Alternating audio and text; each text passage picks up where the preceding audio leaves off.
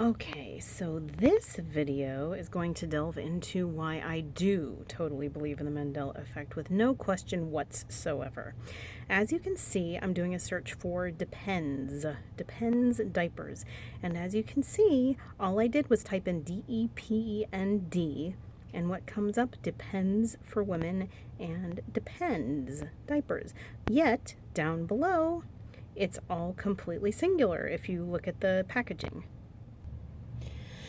So, even more astounding, the fact that this is basically the fabric of my youth stems from the fact that I remember in college distinctly using the phrase, "Oh, thank goodness I'm wearing my Depends," in a totally upper crust British accent. I mean, that was my jam in college. And we didn't call them Depends because, they were just because there were two leg holes. We called them Depends because that's what you called them. But this is just insane. I would never, the S was there. I would never just call them Depends if there was not an S there.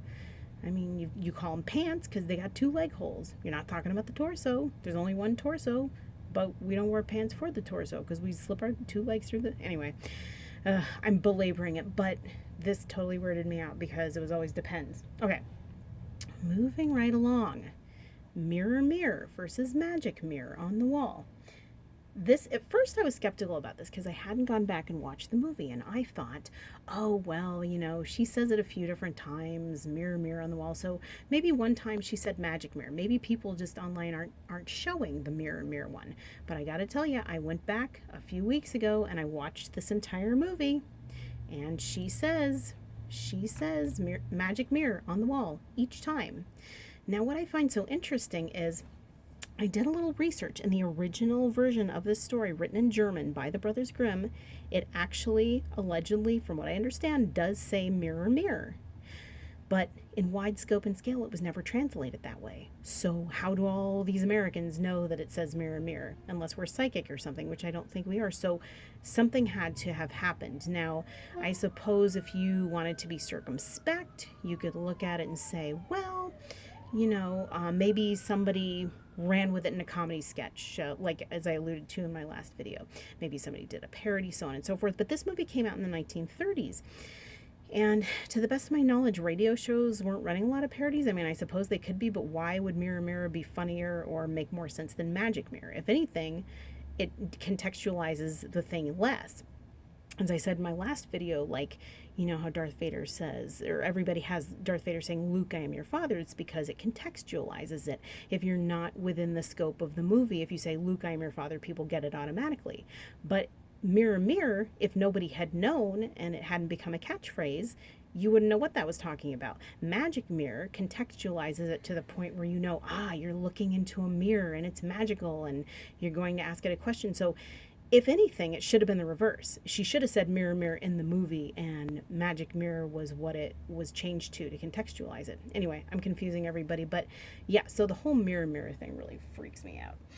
All right, so the next one it would have to be Dilemna or Dilemma. When I first heard about this, I thought it was totally stupid. I was like, people are so stupid, they can't spell, what the hell. But then I thought a little bit more about it, and I was like, who in their right mind would spell Dilemna with an N? We don't pronounce it that way.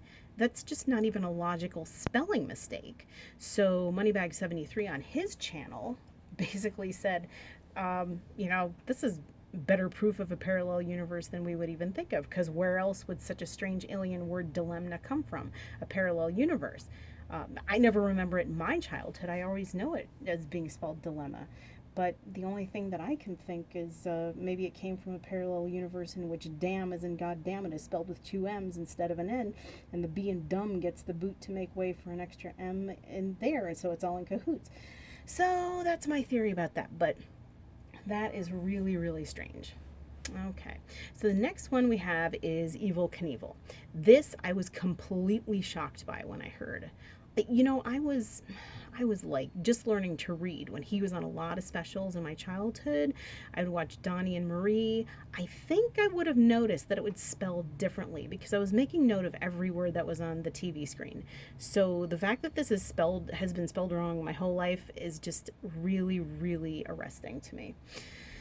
So the next one we have is Berenstain versus Berenstein bears. And this is a really, really interesting article because apparently these people were moving and they found a VHS tape which said Berenstain on the main upper cover. But when they went down to the what do you call it? The spine, it says Berenstein, the way we remember it. So this could have just been, I mean, somebody could have, I don't want to say photoshopped it because they checked to see if it was photoshopped it.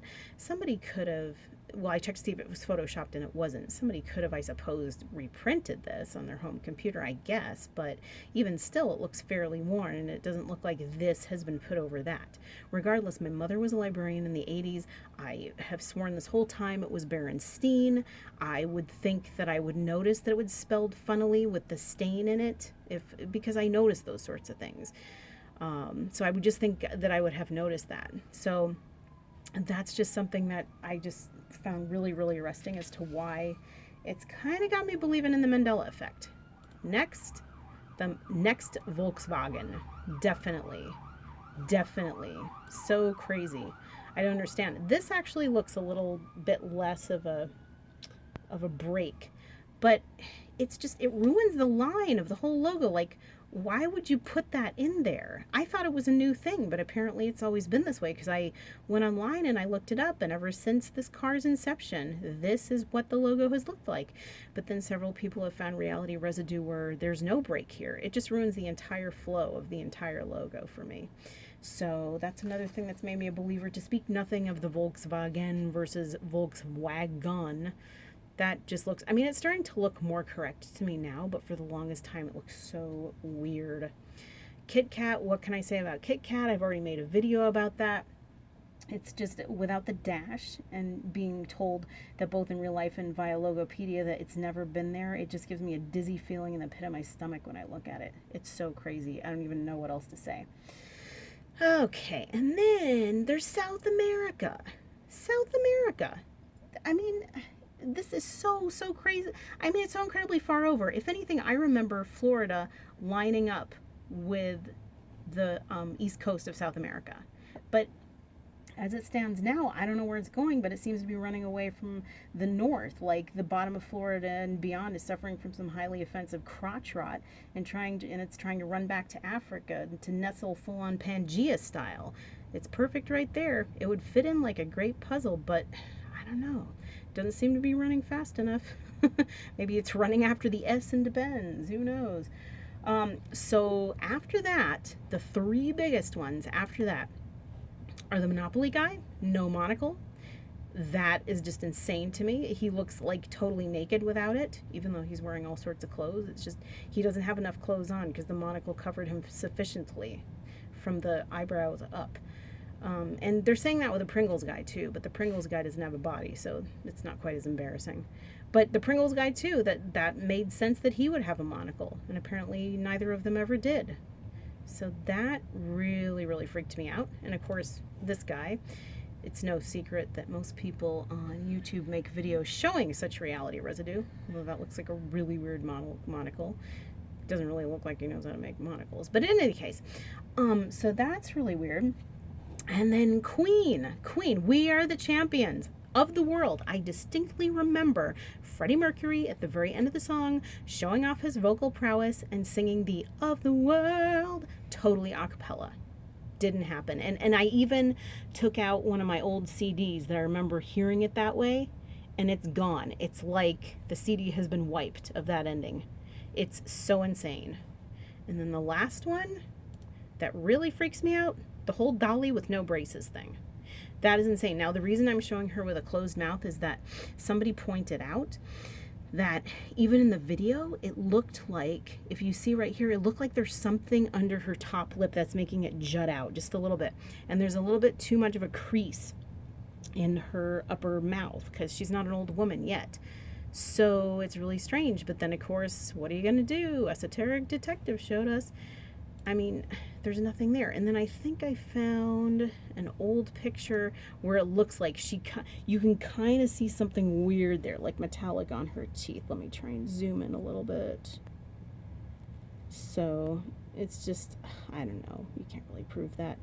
But in any case, it's all just very, very strange. So these are the things that seriously make me go, about the Mandela Effect and make me believe. In any case, if you guys have any Mandela effects of your own involving pop culture that just absolutely made you believe like that, let me know, or either make you believe or make you go, let me know down in the comments below. Like, subscribe, tell your friends, repost. Let's start a discussion. All right, have a great day.